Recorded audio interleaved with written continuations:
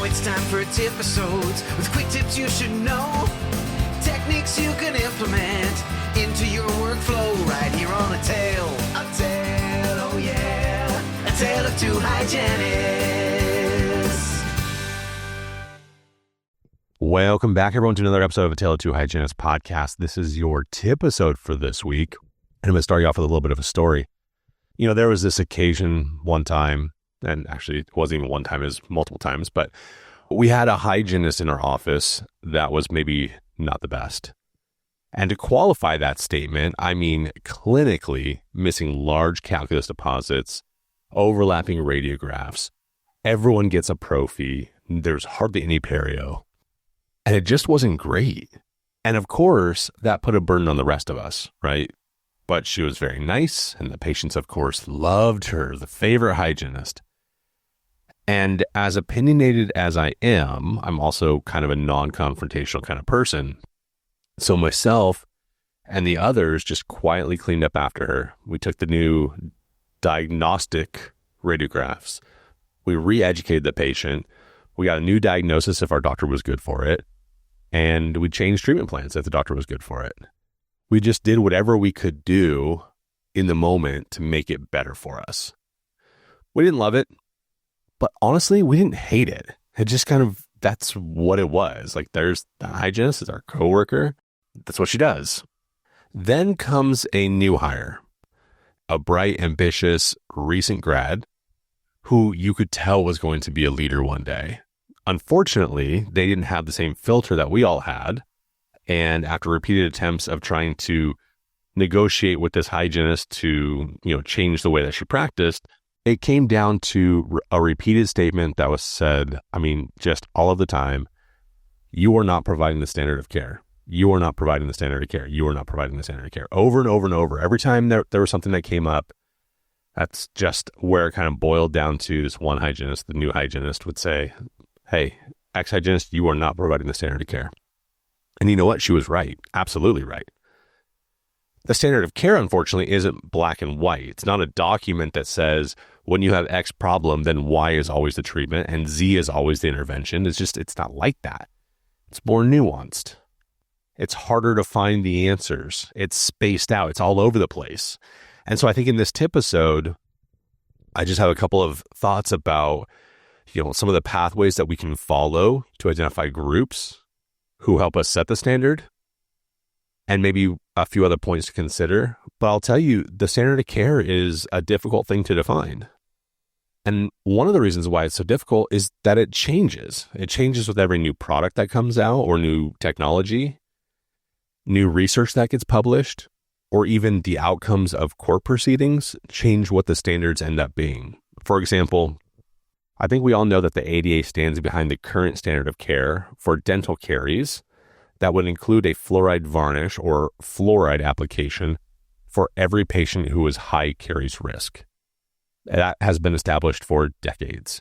As the new rulings have recently happened in the courtrooms and new evidence has come out and potential alternatives that might be just as effective as long as they prove out over a little bit more time, then the standard might evolve. And as dental professionals, these are the kinds of things that we need to be aware of. And we need to adapt to them if it ends up changing. But again, this is why it's so hard to pinpoint what that standard is. In our world, that largely revolves around periodontal disease. The AAP, the American Academy of Periodontology, would be a great resource for learning the standard of care. And they even have helpful tools, links, citations that you might be able to use when you're educating your patient or just for your own knowledge.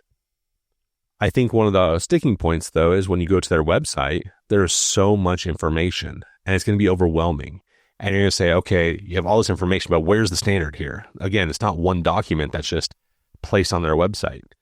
And so I think I'd like to offer this advice for this.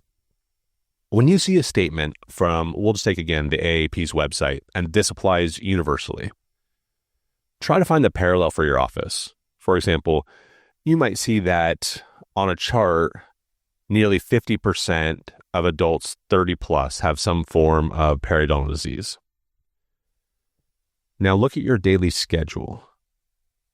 Are half of your patients perio maintenance or scaling and root planing patients? Or is it more likely that you're seeing maybe 1 or 2 perio appointments and 6 or 7 prophy appointments?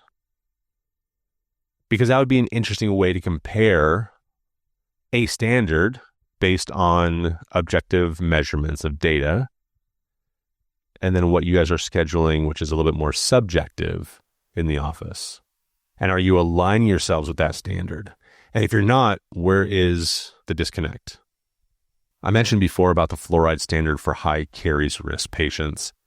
And there's a group, actually there's several of them, but this is just one of many of them. It's the American Academy of Cariology, whose mission it is to take the research and educate and hopefully eradicate dental caries in the U.S. So they have a big lofty goal ahead of them.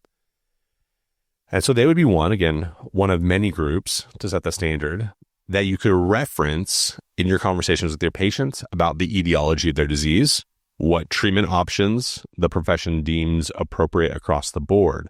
A standard, again, being generally accepted among most practices, common utilization of treatment protocols or diagnosing protocols, things like that. Some of you might work in pediatrics. And even if you don't work in pediatrics, but maybe you have kids that are you're in a family practice and kids are on your schedule. The AAP.gov, the American Academy of Pediatrics, they would be useful for you to learn or reference those standards. And basically every phase of dentistry, every group that we have, has some group or establishment to help with standards. So whether it's radiography, whether it's HIPAA, lasers, infection control, and on and on and on. If I'm being honest, I'm getting increasingly nervous about our profession, the profession of dental hygiene, specifically not dentistry, because I feel like the ambivalence of excellence is kind of growing. I don't know if you've all felt that way, or maybe it's just like the social media slant, but I feel like more people don't care as much. I think that they care about having a job. I think that they care about providing for their family. I think that they care about a lot of things, but I don't think that they care about being excellent, being the best clinician. I think they get to a place and they say, you know what, this is good enough. And since the standard isn't a single document that's easy for someone to find, read, and follow, I see these same people that are not caring about the standards in all aspects of the field. They kind of pick and choose. They say, you know what, this is the most prevalent thing that I encounter in a day. That's all I need to know for right now. I'm not going to pay attention to the rest of it. And I think that's hurting us. I think that's hurting us as a profession. I think that we are going to be looked at as less than what we were. I would really hope that you all listening will continue to do your research. You'll share. You'll help your fellow hygienist to understand the importance of leveling up.